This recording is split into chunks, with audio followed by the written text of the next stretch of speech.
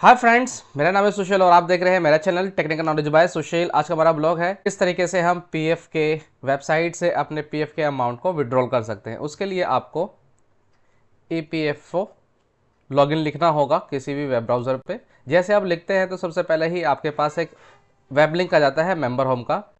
जैसे आप इसको क्लिक कर देते हैं फिर ओके करना है। फिर इसके बाद आपको यूएन पासवर्ड और कैप्चा फिल करना है। जैसे आप सारी चीज़ें फिल कर देते हैं फिर इसके बाद आपको साइन इन बटन पर क्लिक करना है। जैसे आप लॉगिन कर लेते हैं फिर इसके बाद आपसे ये ओटीपी मांगता है। आपके रजिस्टर मोबाइल नंबर पे ओटीपी गया होगा। जैसे ही आप ओटीपी और कैप्चा फिल कर देते हैं फिर इसके बाद आपको सबमिट बटन पर क्लिक करना है। जैसे सबमिट बटन पर क्लिक कर देते हैं तो आपको देखने को मिल जाता है आपकी मेंबर प्रोफाइल। राइट साइड में देख सकते हैं आपका UAN number, name, date of birth, gender है।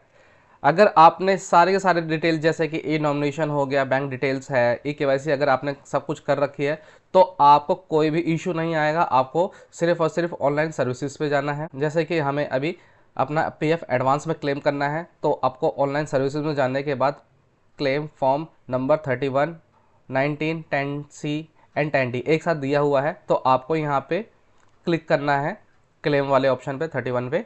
अब यहाँ पे आपको पूरी प्रोफाइल देखने को मिल जाती है। आपका नाम क्या है, डेट ऑफ बर्थ क्या है, पिताजी का क्या नाम है और बाकी सारी चीज़ें देखने को मिल जाती है। पूछता है बैंक अकाउंट नंबर। यहाँ पे आप जिस अकाउंट नंबर में अपना पैसा क्रेडिट करना चाहते हैं उस बैंक अकाउंट डिटेल को आपको यहाँ पे फिल करना है। जैसे ही आप यहाँ पे बैंक अकाउंट नंबर को फिल कर देते हैं फिर इसके बाद आपको वेरीफाई बटन पे क्लिक करना है। फिर यहाँ पे एक आपको पॉपअप मिलता है कि I hereby undertake that I have verified the displayed bank account details of mine and I understand that the claim amount will be credited to this bank account by EPFO. I agree to the terms and condition.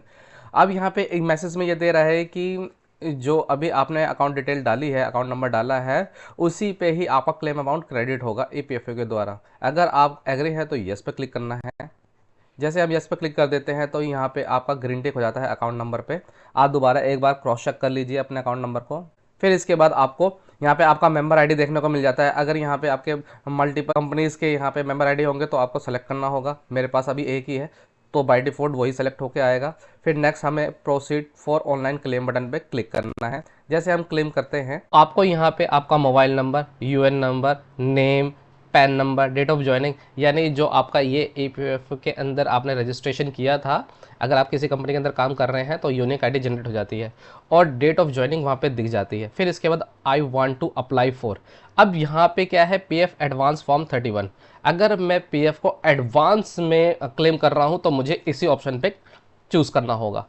जैसे हम उस option को choose कर लेते हैं फिर इसके बाद यहाँ पे सेलेक्ट सर्विस। सर्विस के लिए पूछता है, सर्विस मतलब किस कंपनी का यहाँ पे आप पीएफ विड्रॉल करना चाहते हैं। जैसे कि कोई एम्प्लॉय क्या होता है कि कई सारी कंपनीज़ के अंदर जॉब कर चुका होता है और उस कंपनी की सारी डिटेल पीएफ के अंदर सब दिखती है।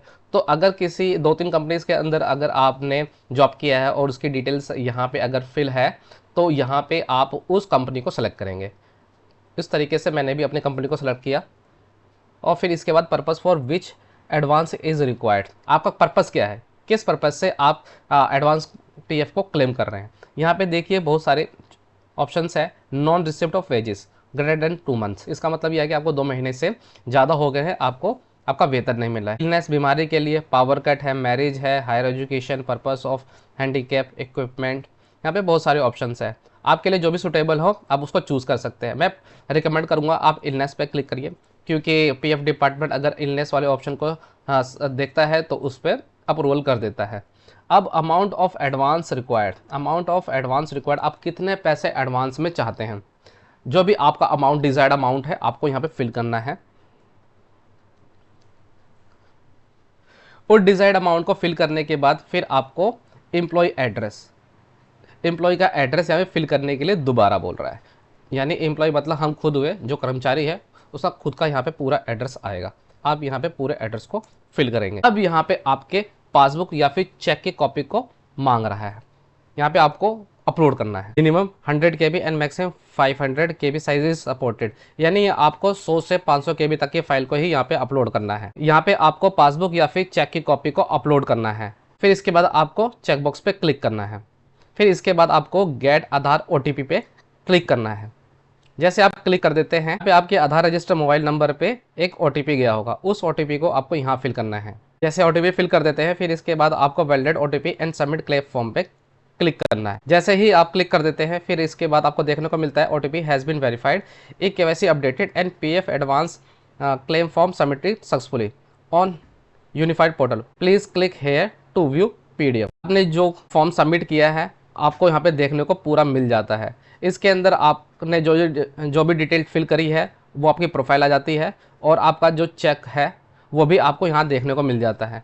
इस पूरी कॉपी को आप सेव कर सकते हैं। फिर इसके बाद आप अपने क्लेम को चेक करने के लिए ऑनलाइन सर्विसेज पे दोबारा क्लिक करना है। फिर इसके बाद ट्रैक क्लेम स्टेटस पे क्लिक करना है। आप यहाँ पे देख सकते हैं कि मैंने एक पहले क्लेम सबमिट किया था, वो सेटल्ड हो चुका है 2022 के अंदर, और फिर दोबारा फॉर्म नंबर 31 मैंने भी भरा है, जो कि 29 अप्रैल 2024 को सबमिट हुआ है। यहाँ पे करंट स्टेटस दिख रहा है, online claim submitted at portal view PDF। आप PDF को देखना चाहते हैं तो इस वाले आइकन पे क्लिक कर सकते हैं। फिर इसके अंदर आपको पूरी आपकी प्रोफाइल दिख जाएगी, जो भी आपने क्लेम अमाउंट डाला था वो दिख जाएगा, और यहाँ पे आपने जो भी चेक अपलोड किया था उस चेक की कॉपी भी आपको देखने को मिल जाती है। अभी जैसे कि मैंने जिस तरीके से फॉर्म भरा है, मेरे को सिर्फ 2 मिनट लगे हैं इस फॉर्म को सबमिट करने के लिए। अगर आपका ई-नॉमिनेशन, बैंक की डिटेल, आधार डिटेल, पैन डिटेल, अगर आपने सब कुछ ठीक से भरा हुआ है पहले से ही, तो आपको 2 मिनट से ज़्यादा नहीं लगना है अपने क्लेम अमाउंट को सबमिट करने के लिए।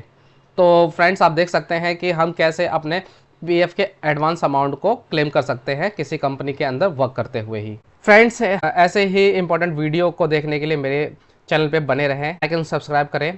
Thank you.